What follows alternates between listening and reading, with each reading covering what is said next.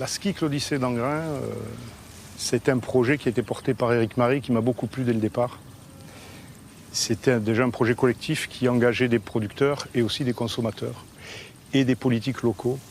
Et c'est un projet alimentaire de relocalisation de la production parce qu'on s'est rendu compte qu'il n'y avait plus de production de pâtes il y a une dizaine d'années dans tout le sud de la France. Je suis Pascal Consiglio, j'ai le rôle au sein de la SCIC, je m'occupe principalement du petit épeautre, voilà, et de la multiplication des semences qu'on essaie d'expérimenter pour faire les pâtes. J'ai commencé il y a une douzaine d'années avec 50 kg de semences et maintenant on en produit sur ce site une trentaine d'hectares. Tout ne va pas à la SCIC. Ce qui m'a plu là-dedans, c'est de partir de très peu de semences et d'arriver à semer autant d'hectares en si peu de temps, quoi. C'est la magie de la vie, quoi. C'est la magie de la nature. Et ça, c'est quelque chose qui me touche beaucoup et qui touche beaucoup aussi les membres de la SCIC. Tous les blés modernes, que ce soit les blés durs, les blés tendres, c'est leur arrière-grand-père, quoi. Par mutagénèse ou mutation génétique naturelle, je ne sais pas comment on appelle ça, ça a donné tous les blés qu'on cultive à l'heure actuelle.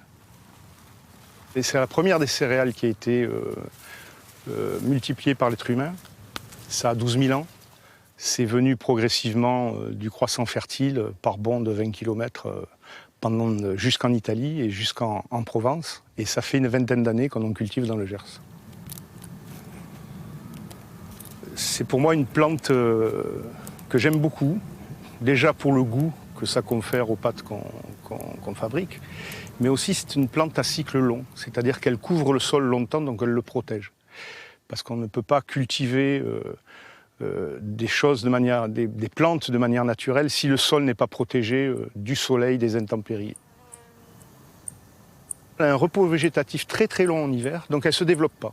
On a l'impression que ça fait comme une pelouse, on se demande quand est-ce qu'elle va démarrer. Et pendant ce temps-là, ce qu'on appelle les mauvaises herbes, c'est-à-dire les adventices, les herbes qui poussent à travers le grain, ne se développent pas en hauteur. Et au dernier moment, c'est-à-dire en 3 semaines, il y a la montaison de la tige, les feuilles terminales qui se mettent en place, l'épi qui sort, et tout se fait en 3 semaines, 1 mois.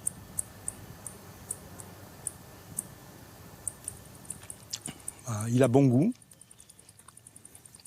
Je ne sais pas dire quel est le goût du petit épeautre, mais ça a son goût à lui. Il est sain, il n'a pas de... Voilà. Moi, j'aime ça.